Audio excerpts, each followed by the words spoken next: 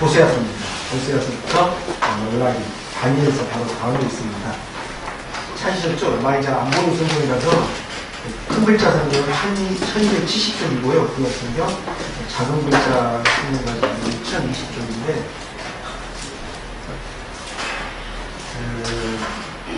12권으로 된 책이 위하고 좀 편제가 다릅니다. 이제 앞으로 진행을 하면서 말씀드리겠습니다만 이게 한 두루마리로 되어 있어요. 히브리어 성경에서 12개의 성경이. 근데 또 이게 순서대로 묶여 있는 것도 아니에요. 왜 이렇게 이 순서로 배열했는가? 그건 모릅니다. 순서상으로 보면은 호세아보다 아모스가 더 먼저거든요. 이게 왜 이렇게 됐는가? 이렇게 뭐 잘 모르는데 아무튼 어떻게 뭐 여기저기 뭐 70인력 순서 뭐 하다 보니까 지금 이제 저희 여기까지 이제 왔습니다. 그래서 호세아를 딱 1절을 보면은 호세아 이름이 뭐냐면 야훼는 구원이시다. 야훼가 구약에서 하나님 불렀던 이름인데요. 그는 구원하소서 야훼여 뭐 이런 뜻이 있습니다. 이 사람은 누구냐면은 7, 8세기 남유다. 북이스라엘 아니고 이 사람은 북이스라엘에서 활동했던 선지자거든요. 네, BC 기원전 북이스라엘 활동했던 선지자인데 그 남유다에서 상대적으로 아주 흔했던 이름이에요. 호세아가. 그리고 누구의 본명이냐면 여호수아의 본명입니다. 가나안 땅 정복했던 여호수아의 본명이 호세아예요. 그리고 이 어원이 같아요. 누구하고도 같냐? 예수님하고도 어원이 같습니다. 호세아라는 단어 자체가 여호수아, 예수님, 뭐 호세아 이렇게 어원이 같는데 이 사람이 활동했던 시기가 어떤 시기냐면은 여기 보면 여로보암 왕이라고 되어 있잖아요. 여로보암 왕이라고 되어 있는데 이 사람이 활동했던 시기가 경제적으로는 굉장히 부유했던 시기입니다. 북이스라엘이 경제적으로 굉장히 부유했던 시기인데 반대로 정치적으로는 그러니까 경제적으로 굉장히 부유했고 정치적으로도 굉장히 이렇게 부유할 것 같은데 경제는 부유한데 정치적으로는 굉장히 혼란스러웠고요. 왜냐? 30년 동안 왕이 막 6명 바뀌고 막 하니까 좀 복잡해요. 복잡하고 이제 그러다 보니까 무슨 일이 생기냐? 종교적으로는 완전히 꽝인 그런 시대입니다. 그러니까 하나님의 말씀이 완전히 길거리에 놔두기는 뭡니까? 휴지 조각처럼, 쓰레기 조각처럼 요렇게 이제 취급되는 시대예요. 그러면 우리가 이제 생각을 할 때 뭐 선지자들이라는 사람들이 활동했던 시대를 보면은 안 그랬던 시대가 별로 없어요. 거의 선지자들이 환영받고 뭐 위대한 선지자님 뭐 이랬던 시대가 거의 없어요. 그런데 그럼 다 선지자들이 똑같지 않냐? 똑같지 않냐? 그러는데 이 사람은 좀 달라요. 호세아는. 왜 다르냐? 다른 선지자들은 집안에서 문제는 별로 없었어요. 집안에서. 예를 들어서 무슨 뭐 안사람이 바가지를 긁는다든지 아니면 뭐 자기가 사역하는 걸 몰라준다든지 뭐 이런 건 다른 기록상으로는 뭐 안 나와요. 실제로 그런지 어쨌는지 모르겠는데 기록상으로는 안 나오는데 호세아 같은 경우는 가정생활마저도 굉장히 복잡해요. 어려워요. 일반 다른 사람들하고 좀 달라요. 그래서 이 자체가 호세아라는 사람이 가지고 있는 위치가 좀 독특한 게 그 부분입니다. 다른 사람 선지자하고 너무 다른 가정생활을 했으니까. 또 한 가지 또 뭐냐면 이 다른 대부분의 선지자들이 활동했던 시기를 보면은 당연히 어떤 시기에 선지자들이 나타났습니까? 하나님의 율법이 제대로 제 기능을 못하고 율법이 제 기능을 못하고 있는 게 아니라 율법을 사람들이 안 받아들여가지고 사회가 율법을 완전히 그냥 묵살하고 완전히 깔아뭉개고 이런 시기에 이제 활동을 주로 이제 많이 했어요. 많이 했는데 요때 이제 사람들이 뭘 보냐? 보통 기원전 예수님 오시기 8세기에서 6세기 사이에 그래서 이걸 갖다가 추계시대라고 이야기를 합니다. 추계시대라고 이야기하는 이때 이제 선지자들이 많이 활동했는데 이때 무슨 일이 일어납니까? 북이스라엘이 멸망합니다. 722년에 예수님 오시기 전에. 그러니까 남유다에서 딱 이렇게 지금 12명 선지자 중에서 북이스라엘에서 활동했던 선지자들이 몇 명 안 돼요.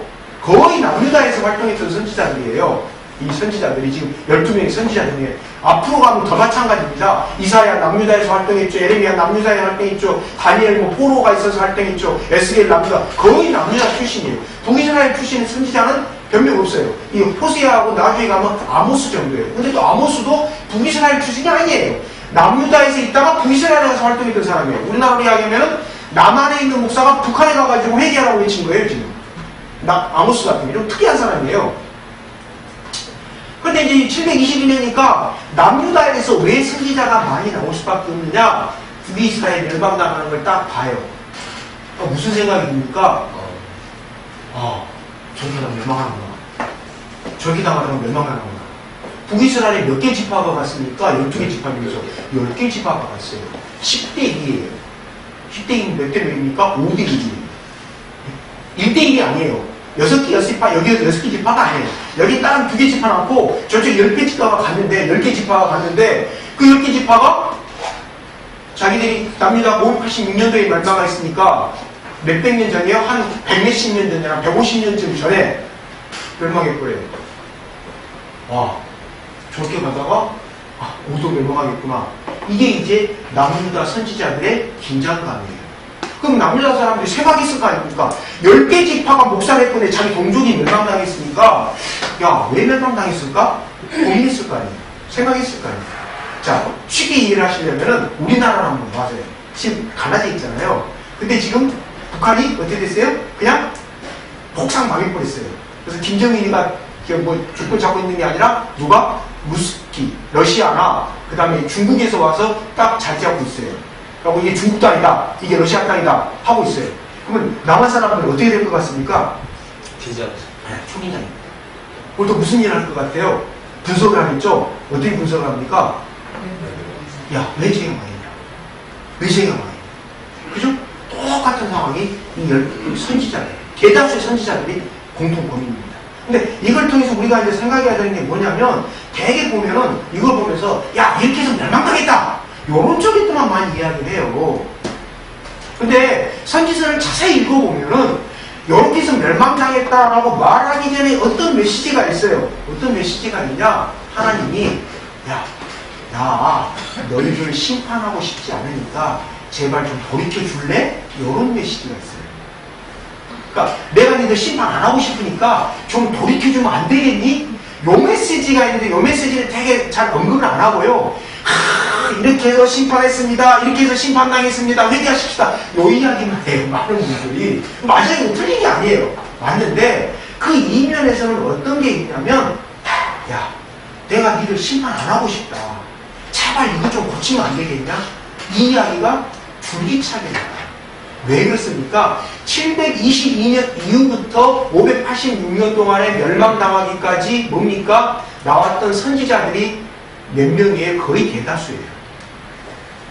물론 그 사람들이 기록만 남겨서 대다수고 그전에도 뭐 선지자가 있었는데 기록을 안 남겼으니까 그럴 수 있겠다라는 반론이 있을 수도 있습니다만, 기록을 남겼다라는 것은 그만큼 그게 절박했다라는 말이거든요. 그 전에도 선지자들이 있어요. 11개도 보면 뭐 여러 선지자들이 나오는데 이 사람들은 기록을 안 남겼어요. 그러니까 기록 안 남겨도 될 만큼 평화로운 시대였는데, 여기는 기록을 남겨갖고 이걸 후세에 전승을 해야 될 만큼 다급한 시황이 진행되기 시작하는 거예요. 그래서 이 사람들이 하는 이야기가, 하나님이 니들 심판 안 하고 싶단다. 좀 돌이키면 안 되겠니 안 되겠니 이 이야기를 줄기차게 합니다. 근데 이제 남유다가 그 말을 듣습니까 안 듣습니까? 안 듣죠. 이걸 통해서 이제 하나님이 한 게 뭡니까? 그 이사야서에 나온 것처럼 뭐예요? 남은 사람들이라는 이야기인데, 남겨진 사람들, 남은 자 사상이라고 합니다. 네, 남은 사람들. 다 무너지더라도 남겨놨다가, 몇 사람 그릇저기 남겨놨다가 그걸 통해서 니들을 회복시킬 테니까 돌아가라. 그러니까 심판하면서도 하나님이 뭘 이야기냐면, 여기 심판이 끝이 아니다. 뭐가 있다. 그때까지 좀 버텨라. 기다려라. 내 말씀을 지킨 사람은 기다려라. 그래서 어떤 이야기가 나옵니까? 이사야 57장에 보면 그 유명한 이야기 나옵니다. 의인들을 내가 먼저 죽였다. 의인들을. 여러분 이해가 되십니까? 이사야 57장에 나와요. 50장 1, 2절에 보면은 의인들을 먼저 데려갔대요, 하나님이. 왜? 그 더러운 세상에 남겨두기 싫어서.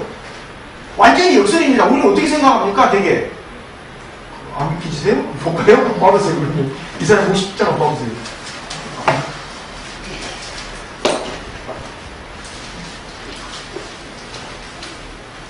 구약성경? 네.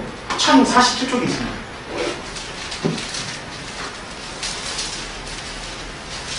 작은 글자 성경은 작은 글자 성경은 지금 잘 모르겠는데 그 글자 성경은 1047쪽에 있습니다. 이사야 57장 1절이 있습니다. 찾으셨어요? 작은 글자 성경 몇 쪽이 있습니까? 우리 동제? 못 찾았어요? 842쪽. 네, 842쪽이 됩니다. 작은 글자 성경이 가지고. 선혜가 열심히 찾고 있습니다. 구약성경 842쪽.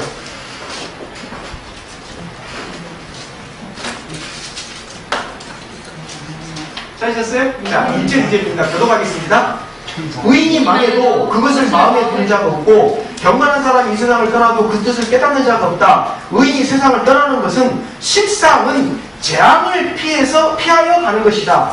그들은 편안하고 서로 하는 것이다. 다른 길을 걷는 사람은 자기 신사하게 편히 놓을 것이다. 네, 어떻습니까? 우리의 생각하고 완전히 다르죠.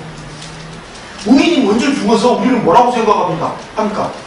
저 봐, 하나님 뜻대로 의인으로 살았는데 그러니까 하나님 안 계시잖아 이렇게 생각하잖아요. 그죠? 근데 이사야가 지금 뭐라고 이야기했습니까? 이사야 57장 1절 2절 읽어보신 적 있어요? 제 이야기가 아니에요. 이사야가 한 이야기예요. 뭐라고 합니까? 의인들을 있잖아, 내가 재앙 피해서 먼저 데려갔어. 왜? 하나님 앞에 보기에는 어떤 거예요? 육신 쓰고 살고 있던 거 그냥 데려간 거에 똑같은 거니까 나중에 차라리 다음 세계를 기다려라. 인간의 입장에서야 이 세상 좀 더 누리다 가시지 뭐 그건 인간의 입장이고, 하나님 보기에는 더 좋은 세상인데 뭐 하려고 거기서 빨리 와! 이렇게 되더라 이게. 그러니까 의인의 죽음에 대해서 해석이 달라요. 이사야 선지자는 의인이 죽는 건 있잖아, 좋은 거 아니야. 뭡니까? 하나님이 심판하려고 의인을 먼저 데려간 거야 이렇게 이야기해요. 맞죠? 의인이 죽는 게 좋은 겁니까? 안 좋은 거죠. 그 사회가 부패했다는 뜻이잖아요. 잘못했으니까 의인이 죽어간다는 말이잖아요. 근데 그게 어떻게 됩니까? 나온 것처럼 우리가 생각하는 일반적으로 이야기하는 거하고 전혀 다른 관점을 이야기합니다. 마찬가지예요. 하나님 심판을 이야기하면서 선지자들이 이야기하는 게, 내가 심판 안 하고 싶은데 좀 지켜주면 안 되겠니? 안 되겠으니까 그러면 남은 자를 기다려라. 그때까지 그냥 정리하고 기다려라. 지키고 있는 사람은 그럼 내가 때대로 회복시키겠다. 이렇게 됩니다. 이 조선왕조 실록을 보면은 왕들의 이야기가 쭉 나와요. 그럼 이제 역사학자들이 대체적으로 이제 동의하는 사람이 있습니다. 동의하는 조선왕 중에 문나나. 폭군은 연산군이고 못나나. 되게 많은 사람들이 동의하는 사람이 누굽니까? 선종이에요. 참 웃겨요. 이게 못났으니까 종이 돼야 되는데 종을 해놨거든요. 그 청나라에 있는 기록을 바꿨다고 못 바꿨던. 근데 이 사람이 어떤 왕입니까? 임진왜란이 일어나가지고 어디에 망명을 요청합니까? 명나라에 망명을 요청합니다. 아까 청이 아닙니다. 명예가 이 조선 족보가 좀 잘못 써졌는데 그걸 갖다 계속 고치려고 했는데 못 고쳤는데 이 사람 때 고쳤거든요. 운이 좋게. 그랬더니 이 사람을 조라고 한 거예요. 원래 그 급이 이제 조, 종, 군 이렇게 이제 조선 왕들이 급을 나눴는데, 그러니까 완전히 한번 생각해보세요. 전쟁이 일어났는데 저까지 가갖고 망명하려고 그러니까 누가 말립니까? 유성룡이가 말립니다. 유성룡이라는 신하가. 아니 웃기는 짝꿍이에요. 그래서 제일 못난 왕이라, 이렇게 왕을 버리고 누가 도망을 갑니까? 자기 백성들 놔두고. 얘기 좀 완전히 대비가 됩니다. 어떻게 돼요? 이스라엘 왕들은 어떻게 됩니까? 멸망당했을 때 그냥 자기 밥벌이를 챙기는데 비슷해요. 하나님은 끝까지 이스라엘을 지키면서 기다려. 멸망당을 죄값 때문이니까 기다려. 이렇게 나옵니다. 그래서 이제 그 이야기를 갖다가 호세아가 하는 이야기가 호세아서 6장 1절에 뭐라고 나오냐면은 야훼 하나님께 돌아가자라는 말이 나오는 이야기가 그런 그 전체적인 이제 배경에서 이제 나옵니다. 그래서 이 사람들을 갖다가 한마디로 지칭하는 말이 있습니다. 선지자들을 지칭하는 말은 뭐라고 그러냐면은 하나님의 에토스를 가진 사람들이다라고 이야기를 합니다. 전문 용어는 또 야훼의 에토스라고 이야기합니다. 에토스라는 말이 무슨 뜻이냐? 우리나라 말이 아니에요. 그리스 말이에요. 근데 우리나라 말에 이 말로 번역하는 단어가 없어요. 그래서 가까스로 번역한 게 정념이라는 단어로 번역하거든요. 정념이 무슨 뜻입니까? 정하고 생각이에요. 근데 정하고 생각, 이게 한 단어가 됩니까? 정하고 생각이 한 단어예요? 아니잖아요. 두 단어잖아요.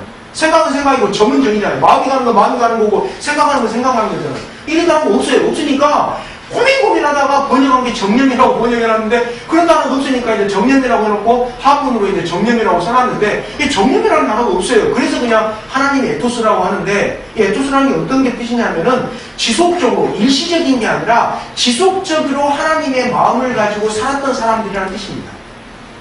일시적으로 그냥 그럴 수 있지 이렇게 잠시 하나님의 마음이 들었던 사람들을 갖다가 뭐라고 이야기하냐면 파토스라고 해요. 이걸 파토스라고 그러고, 잠시 든 게 아니라 계속 들면서 아까 말씀드린 것처럼 니네들 다 심판받는다, 니네들 다 망한다 이런 이야기가 아니라 야 하나님이 니네들 심판 안 하고 싶다는데 좀 돌이키면 안 되겠니? 야 지금 하나님 심판 안 하려고 지금 좀 하시는데 좀 말 좀 들으라. 이렇게 달린 어떤 그런 하나님의 마음을 가진 사람들을 누구라고 합니까? 선지자들이라고 이야기합니다. 그래서 선지자들 이야기할 때 조금 전에 말씀드렸던 것처럼 야훼의 에토스 또는 하나님의 에토스를 가진 사람들이다. 이렇게 이제 이야기를 해요. 자, 몇 가지가 이제 선지자들에 대한 기본적인 이해고요. 이제 본격적으로 호세아로 들어가 보겠습니다. 호세아로 들어가 보면은 아까 말씀드렸던 것처럼 호세아는 좀 가정 환경부터 더 복잡한데 어떻게 되냐? 와이프가 누구예요? 창녀예요. 창녀인데 그냥 결혼하고 창녀 집을 접고 사느냐? 아니요. 앞으로 이제 강의를 하면서 말씀드리겠습니다만 미리 호세아를 갖다 좀 이해하기 위해서 말씀드리려면은 창녀를 갖다가 결혼을 했는데 이 여자가 나는 본업이 좋사오니 본업으로 돌아가 싸웁니다라고 다시 또 창녀집 사러 가야지. 그리고 거기서 임신을 해요. 또 그 전에 창녀로 돌아가기 전에 또 바람을 피우다가 또 다른 남자 아기를 낳아요. 그래서 살아요. 살고 있는데 또 본업이 좋다고 창녀로 다시 돌아가요. 돌아가가지고 어떻게 됩니까? 나이가 지나니까 창녀로서 더 이상 죄송한 이야기입니다. 상품 가치가 없다 해가지고 포주가 다시 노예시장에 내놔요. 얘는 이제 창녀로서 가서 팔아라. 그러니까 또 하나님 말씀이 와요. 호세한테 뭐라고 하니까 야, 그거 가서 다시 사와. 다시 사와가지고 살아요. 그 완전히 이게 뭡니까? 이게 자기도 이렇게 도저히 호세가 이해가 안 되는 거예요. 자기 삶. 내가 못난 것도 아니고 무슨 병신도 아니고 병신도 아니에요. 쳐다보는 거 보면은. 어떻게 이런 여자로 살아야 되나? 완전 황당한 거예요. 근데 여기를 통해서 호세아가 뭘 느낍니까? 아, 북이스라엘과 하나님과 관계가 이런 거구나 라는 걸 갖다가 느껴요. 와, 북이스라엘이 지금 하나님을 놔두고 저렇게 간음하고 있다. 간음하고 있다. 요걸 갖다 느껴요. 그래서 그냥 막 불타는 심정으로 이야기를 하는 겁니다. 그래서 호세아를 갖다 뭐라고 하냐면 사랑의 선지자라고 그래요. 그래서 에레미야를 갖다가 눈물의 선지자라고 해요. 저는 처음에 호세아를 갖다가 사랑의 선지자라고 그러길래 에이 좀 그렇다. 이게 무슨 사랑의 선지자냐. 뭐 창녀하고 결혼해가지고 이게 말이 되냐. 근데 이번에 딱 다시 보니까 사랑의 선지자가 맞더라고요. 왜 사랑의 선지자냐. 호세아는 그 너머를 본 겁니다. 창녀하고 결혼한 너머를 본 거예요. 그 너머에 뭐가 있다. 이걸 보고서 결혼하면서 자기에게 행복만을 추구한 게 아니라 거룩함으로 묵묵히 걸어간 사람입니다. 그래서 성경의 선지자마다 이렇게 이름을 지은 게 있는데 그 이름이 딱 맞아요. 아, 그래서 사랑의 선지자구나. 에레미야는 진짜 말 그대로 눈물의 선지자거든요. 에레미야를 갖다 히브리어를, 저는 히브리어 제대로 모릅니다만 히브리어를 제대로 이렇게 알고서 에레미야를 보면 이게 무슨 선지서야 막 이런 생각이 막 부스득 나타나는 표현이 한두 개가 아닙니다. 사실 여러분들이 잘 몰라서 그러지. 또 한국교회에서 그 시험 들까 봐서 번역할 때 살짝 돌려버렸어요. 예를 들어서 그 성경 공부할 때 말씀드릴 때 있잖아요. 에레미야 10장. 하나님이 나를 갖다가 강간하셨습니다. 하나님이 에레미야 남자잖아요. 그럼 어떻게 강간한 거예요, 도대체? 강간하셨습니다. 직역을 하는 거예요. 우리말로 할 때는 어려운 말을 하고 권유하셨습니다라고 말을 바꿔놨거든요. 근데 좀 더 이렇게 좀 완곡시키려 하더라도 하나님이 나를 속이셨습니다라고 되거든요. 그럼 뭐가 문제입니까? 하나님이 사기꾼이에요? 아니에요? 한번 가만히 생각해보세요. 그 속에서 에레미야가 그러다 보니까 사명을 하다 보니까 눈물이 마르르 있는 거예요. 눈물이 마르르 있는 거예요. 그래서 그렇게 지은 건데 호세아 같은 경우는 말 그대로 저는 고통의 선지자라는 느낌이 들었거든요. 야, 어떻게 이런 결혼 생활하면서 이렇게 하냐는데 그 고통 넘어 있는 걸 본 거예요. 가만히 이번에 성서관 준비해서 보니까 아, 그래서 이제 사랑의 선지자라고 했겠구나 이런 생각이 들어요. 자, 1장 1절입니다. 주님께서 부엘리야도 호세아에 주신 말씀이다 라고 되어 있는데 이게 이제 이 호세아서 뿐만 아니라 다른 곳에서도 나옵니다. 이걸 표제라고 하는데 무슨 표제냐? 선지자들은 꼭 뭐냐? 자기가 어느 시대에 활동했다는 걸 나타내기 위해서 표제했다. 자기가 언제 활동했던 사람이라는 것을 쭉 이야기를 합니다. 그럼 부엘리의 아들이라는 것은 무슨 뜻이에요? 누군지는 모르지만 부엘이라는 사람이 그때 당시에 굉장히 유명했던 사람이라는 거예요. 예를 들어 제가 시골에서 60년대 저보고 꼭 우리 아버님 함자를 부르면서 아버님 친구분들이 너가 누구 아들이냐 그래요. 그럼 그 말 안에는 다 들어가요. 아, 네가 누구 아들이구나. 마찬가지입니다. 이때 당시에 부엘이 아들이랑 부엘이가 누군지는 잘 모르지만 꽤 나름대로 북이스라엘에서는 영향력을 끼치고 있는 사람의 사람이에요. 근데 그 사람의 아들이니까 부엘이 아들이라고 이제 쭉 이야기를 한 겁니다. 이야기를 한 건데 여기서 이제 문제가 되는 게 뭐냐면 시대에서 말하는 게 좀 달라요. 어떤 게 다르냐? 유태교하고 기독교가 지금 구약성경 같은 걸 쓰는데 이스라엘에는 편지 순서가 좀 다릅니다. 우리가 쓰는 성경은 선지서가 제일 뒤로 가 있어요. 그래서 오경, 모세오경, 창세기부터 신명기까지, 그 다음에 역사서, 지혜서, 선지서, 이렇게 우리는 구성경을 쓰는데요. 4개로 분리되어 있는데 저쪽은 어떻게 되어 있냐면 오경, 모세오경, 그 다음에 선지서, 그 다음에 성문서 또는 시가서라고 하는 게 되어 있습니다. 그래서 유태인들이 쓰는 성경은 제일 마지막에 뭐가 들어가느냐? 역대하가가 들어가 있습니다. 우리는 말라기가 들어가요.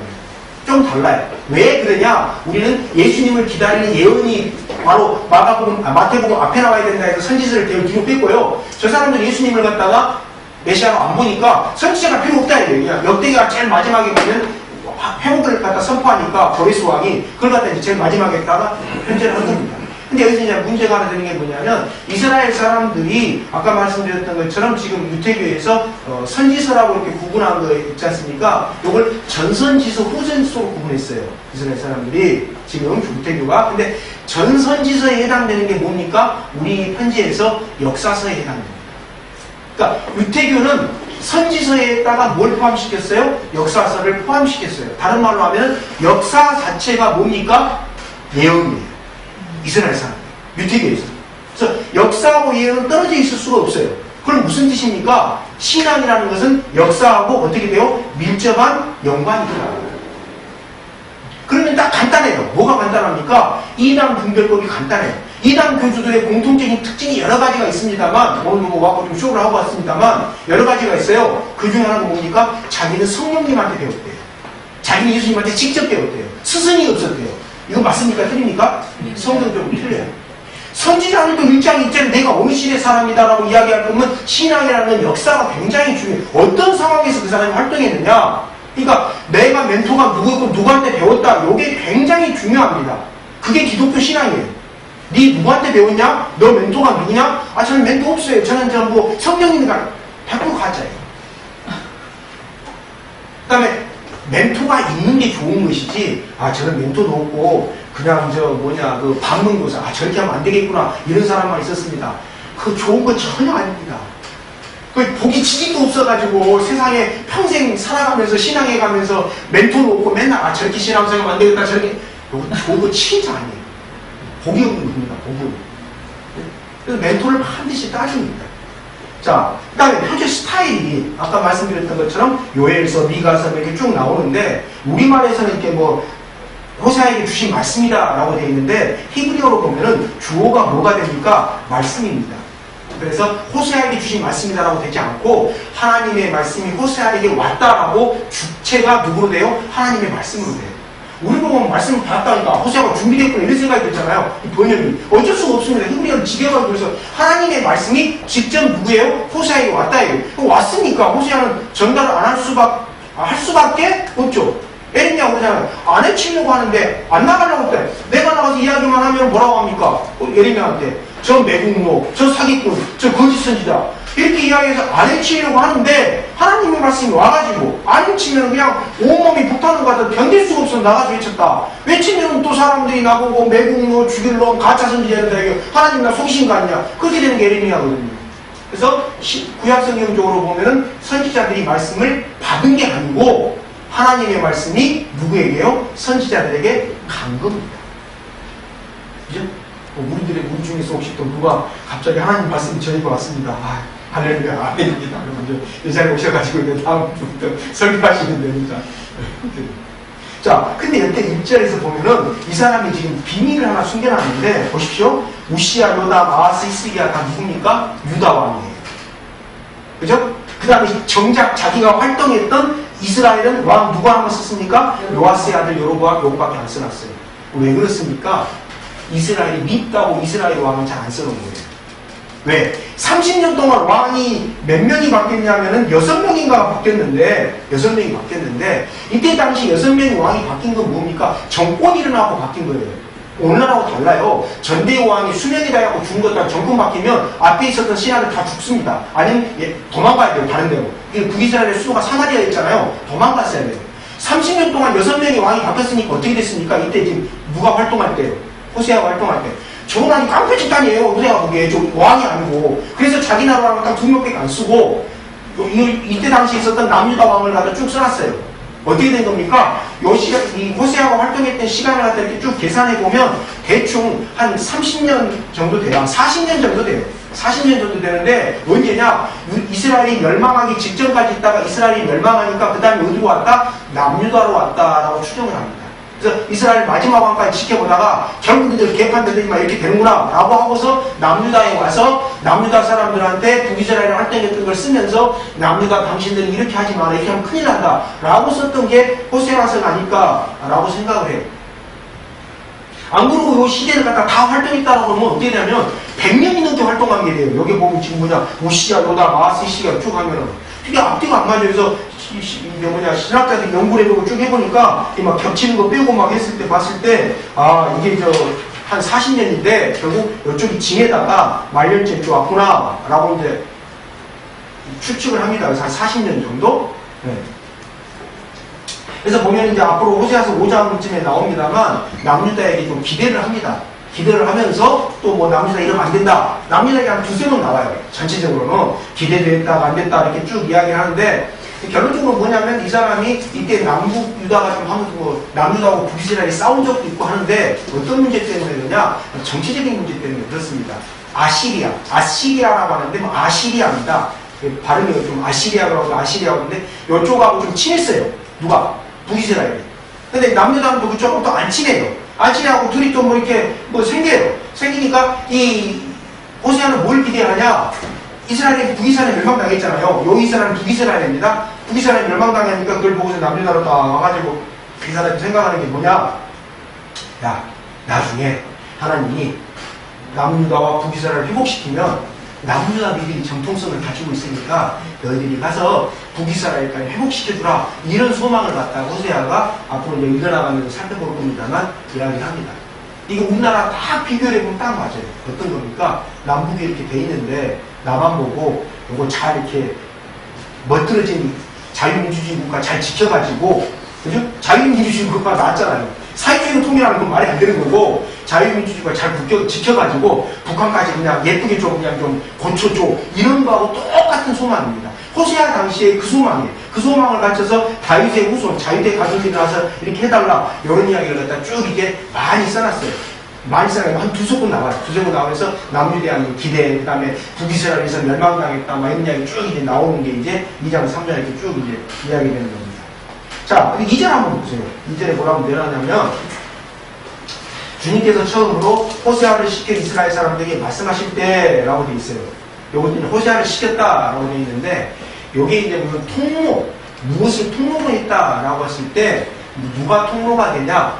호세아 자체가 통로가 됩니다.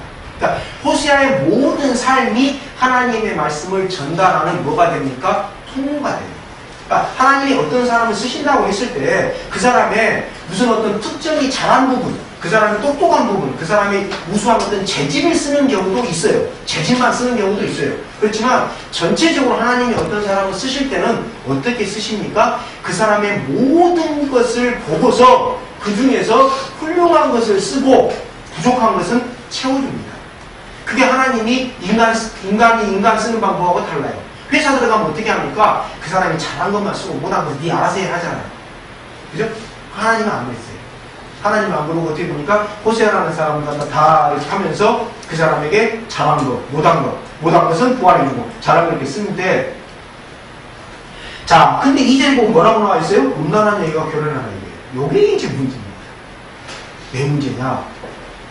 레위기서에 보면은 제사장들, 대제사장들이 결혼할 수 있는 사람이 이렇게 딱 정해져 있어요. 그러니까 누구누구하고는 결혼하면 안 된다라고 제사장들이 배우자를 맞을 때 이 배우자 조건이 기록이 돼 있어요. 그 기록에 호세아가 부인으로 맞은 고멜은 해당이 안 돼요. 그러니까 레위기서 21장 7절에 나온 율법에 의하면 고멜하고 결혼하면은 뭐예요? 율법을 어긴 게 돼요. 어긴 게 돼요. 자, 오늘 한번 볼게요. 한국교회 꽤 유명한 어떤 목사님이 기도를 하다가 응답을 받았대요. 응답을 받았는데, 저기 어디입니까? 천호동에 가면 있더라고요. 또 뭐 청량리에 있는 무슨 뭐 유흥업소 여종업을 하고 결혼하라고 응답을 받았대. 그럼 어떻게 됩니까, 이거? 이 자체로 완전 검색순위 1위로 올라가고 난리가 났다고. 근데 또 실제로 결혼까지 해버렸어요. 난리가 나요. 그런 상황. 이 사람이 이 이전에, 이거 보면은, 이 사명을 받기 이전에 고멜하고 결혼한 게 아닙니다. 전체 흐름을 보면은, 활동을 하고 있다가 고멜하고 결혼하라는 말씀을 받은 거예요. 이 사람이 활동을 하고 있다가, 앞에 보면 1절 부엘이 아들이라고 했잖아요. 이렇게 누구의 아들이라고 밝히는 게 이스라엘의 고대 이스라엘의 히브리 사람들의 자기 명함 방식입니다. 난 누구 아들이다! 라고 이야기하는 게 자기 표현 방식인데, 이미 선지자로 활동하고 있는 사람이, 아니면 나름대로 어떤 제사장 위치에 뜨던 사람이 갑자기 응답을 받았는데, 해라고 했다가 간 거예요. 난리가 나죠. 그래서 나오는 게 음란한 여인하고 결혼을 하는 거예요. 그래서 이제 어떻게 됩니까? 충격이 온 겁니다. 누가 충격이 온 겁니까? 호세아 자체도 충격이 왔지만, 누가? 오늘날 성경을 연구하는 사람들이 충격이 왔어요. 어떤 충격이 왔냐? 레위기서에 보면은 결혼하면 안 되고, 여기는 했다고. 이게 뭐냐, 이게 도대체 딱 한 명밖에 없거든요. 도대체 이 사람이 누구냐? 그러니까 이 사람들이 그냥 충격 해석을 하다가 충격이 오니까, 아, 이게 사실이 아니다. 이건 환상 가운데 일은 일이다. 또 3장에 가면 또 음란한 여자가 하나 나와요. 그 사람하고 1장에 있는 고멜하고 같은 여자인지 아니냐, 이게 논쟁이 있거든요. 이게 다른 여자인 것 같으니까 이건 다른 거다. 또 어떤 게 나오냐? 이게 이제 그게 아니고, 창녀가 아니고, 그 바알 신전에 있었던 성창이라고 합니다. 창년 대 성창이에요. 그러니까 그게 그 직업이에요. 바알 제사가 남녀 간에 성관계하는 게 바알 제사를 하지 않습니까? 뭐 이상한 사이비에서 뭐 바알 신전에 가고 음식 바쳤다는데, 바알 신전에서 음식 안 바쳐요. 바알 신전에 음식 바치는 제사 드린 적이 없어요. 바알 신전에 음식 안 바쳐요. 그 앞에서는 성행이 하는 게 제사예요. 바알 신전은. 뒷절이 치면 다 나와요. 누가 바알 신전에 가서 음식을 맞추고 그런 제사는 이단 사이비 교주가 엉터리로, 누구 이상 사이비 교주가 성령님한테 배웠대요. 그 성령님이 어떤 성령님인지 잘 모르겠어요. 그래야 되는데, 그러니까 앞에서 뭐뭐 팔지 않습니까? 원래 신전이 있었던 창년대, 그 성창인데, 신전 여사제인데, 결혼한 게 아니냐? 그래서 지금도 두 설이 이렇게 팽팽하게 대립합니다. 고멜이 신전에 있었던 여사제다. 아니다. 원래 창녀라는 단어가 따로 있는데, 그 창녀라는 단어를 갖다가 이거 보면 안 쓰고 그냥 음란한 여인이라고 했으니까 그럴 가능성이 많다. 여기 주장하는 사람이 있고요. 아니다. 창녀라는 단어가 따로 있긴 있지만 그럼에도 불구하고 음란한 여인이라는 말을 썼으니까 분명히 뭐가 보면 음란한 게 있었지 않냐. 그러니까 창녀 있다. 요 두 소리 이제 이렇게 팽팽히 비리고요. 그래서 두 가지 어느 쪽이 맞는지, 어느 쪽이 맞는지 잘 몰라요. 아무튼 둘이 이렇게 돼요. 둘이 되는데 핵심은 뭐냐? 요게 레위기서에 이야기되어 있는 이 사명을 받은 사람들이 결혼해야 되는 대상은 아니었다라는 겁니다. 그건 확실히 어느 쪽입니다. 자, 두 번째는 2절에 보면은 누가 나옵니까? 음란한 아이들이 나와요. 아이들이 어떻게 음란합니까? 어렸을 때부터 음란합니까? 그러니까 여기 논란이 되는 게, 자, 이 음란한 아이들이 누구냐? 그러면 고멜이 호세아하고 결혼한 다음에 계속 바알 신전에 가가지고 그런 이 바알 신전 여사제 역할을 했냐? 그래서 몸 파는 일 자체가 여사제한테 하는 일이니까 그런 걸 했냐? 그래서 음란한 얘기라고 했냐? 아니면 여기 이 여자가 누가 이미 임신한 상태에서 호세아하고 결혼을 한 거냐? 논란이 많아요. 근데 나중에 이제 가보면 음란한 아들이라는 것이 2장, 3장에 가면 쭉 나옵니다만, 결국 이제 바람 피워서 다른 남자한테 A를 갖다가 임신해갖고 오는 어떤 그런 건데, 이걸 결과적으로 이야기하는 게 뭐냐면, 바로 북이스라엘의 모습이 이와 똑같다라고 상징적으로 이야기를 해주는 장면입니다. 그러니까 북이스라엘이 당시 어떻게 됩니까? 하나님이 떠나가지고 우상숭배로 가 있으니까 이거 자체가 어떻게 돼요? 음란한 행동이 돼서 그걸 갖다가 음란한 자식을 낳아라라고 이제 이야기를 한 거예요. 제가 아까도 말씀드렸던 것처럼 이 호세아서를 보면서 황당한 게 이렇게 갑작스럽게 분위기하고 주제가 확 바뀌어요. 호세아서를 가다가 확 바뀌어버려요. 바뀌어버리니까 아까 말씀드렸던 것처럼 해석을 하다가 이게 대체 뭐냐 막 그냥 이렇게 막 복잡하게 막 왔다 갔다 하고 꼬이고 막 그러거든요. 근데 아까 말씀드렸던 것처럼 이 사람들이 누구니까? 하나님의 에토스를 가진 사람입니다. 야훼의 에토스를 가진 사람. 동병상련 그런 일을 겪어보니까 하나님이 지금 이스라엘을 바라보는 심정이 이와 같겠구나라는 걸 뼈저리게 느껴요. 그러니까 불붙는 마음으로 가서 외치는 겁니다. 왜? 이때 북이스라엘은 하나님을 숭배했어요? 아니요. 누구를 숭배했습니까? 앞으로 나옵니다만 바알을 숭배하고 있었어요. 남유다는 그래도 좀 남아있었어요. 다윗 가문 있고 하니까 하나님을 믿는데 여기는 안 돼요. 안 믿어요. 그 다음에 누구를? 바알을 야훼 하나님이라고 생각을 해가지고 하나님을 바알처럼 모셨어요. 완전히 웃기는, 하나님한테 무슨 안사람이 있다고 해요. 야훼의 와이프가 누구의? 아세라예요. 다음 시간에 이야기 나올 겁니다. 그렇게 믿고 있었던 지역이니까 이 사람이 갖고 대충 이야기해가지고는 도대체 이 사람들한테 높게 들어가지가 않아요. 이렇게 들어가지고 아니니까 이 사람이 내린 결론이 아니라 하나님이 딱 이 사람한테 너 한번 당해봐. 그 다음에 어떻게 네 과거부터 어떻게 마음이 어때? 그지? 그 마음을 가지고 외쳐 라고 호세아를 갖다가 그렇게 그 통으로 딱 이제 끌어가시는 겁니다. 자, 정리를 하겠습니다. 뭔 정리를 하냐? 우리가 이 1, 2절을 보면서 꼭 기억하셔야 될 게 하나 있습니다. 뭐냐? 얼마 전에 어떤 그 목사가 설교하는 걸 보니까 호세아서를 이야기를 하더라고요. 호세아서를 하면서 그 사람이 이제 성추행으로 뭐 쫓겨났는데 저기 홍익대학교인가 어디 가가지고 또 뭐 약속을 위반하고 교회를 차린 사람이에요. 지금 뭐 날린 사람인데 책도 몇 권 쓰는 거 하지만 저거 책값도 못하고 아무튼 뭐 행동을 하고 있던데 이 사람이 호세아를 이야기하면서 사람의 눈으로 보지 않으면 이게 안 된다 이게. 결론은 뭐냐면 이 사람이 자기를 사랑의 눈으로 받아라 하는 거예요. 맞습니까? 틀립니까? 틀립니다. 틀립니까? 상징의 행동은 어디까지 끝났습니까? 예수님 때까지 해서 끝났습니다. 모든 선지자의 율법이 세례자 요한까지다라는 말은 그때까지로 해서 상징 행위로 다 끝났다라는 거예요. 만약에 호세아처럼 그렇게 하려면, 그렇게 해서 지를 갖다 사랑으로 봐달라고 한다면 어떻게 해야 됩니까? 지도 가서 창녀하고 결혼해야 돼요. 근데 그건 안 하잖아요. 자, 자기도 뭐 다윗도 뭐 이렇게 했는데 우리가 바세바야 우리하고 했는데 용서해 줄 줄 아냐? 자기도 용서해 달라. 네. 그럼 다윗처럼 자기가 회개했습니까? 다윗은 어떻게 됐어요? 큰아들이 죽었잖아요. 우리가 바세바 우리가 사건 때문에. 그럼 자기 큰아들이 죽었어요? 아니잖아요. 상징 행동을 갖다가 적용시킬 때가 있고 적용 안 시킬 때가 있습니다. 무리하게 구약 성경에 나오고 신약 성경에는 상징 행동을 한 사람이 없어요. 구약 성경에만 나옵니다. 그러니까 구약 성경에 나오는 몇 사람들을 갖다가 딱 해가지고 이런 상징 행동을 나도 하고 있으니까 바로 봐달라. 이것은 어불성설이에요. 안 맞는 거예요. 우리는 지금 어떤 시대입니까? 이루어진 십자가를 바라보면서 가는 시대고, 요때는 이루어질 십자가를 앞으로 이루어질 거다 보고갔던 시대예요. 우리 입장이 달라요. 우린 십자가 이후고 이 사람들은 십자가 이전이에요. 그래서 십자가 이전에는 이런 상징 행동이 가능합니다만 십자가 이후에는 이런 상징 행동이 가능합니까? 안 합니까? 할 필요가 없어요. 왜? 예수님이 다 끝났습니다.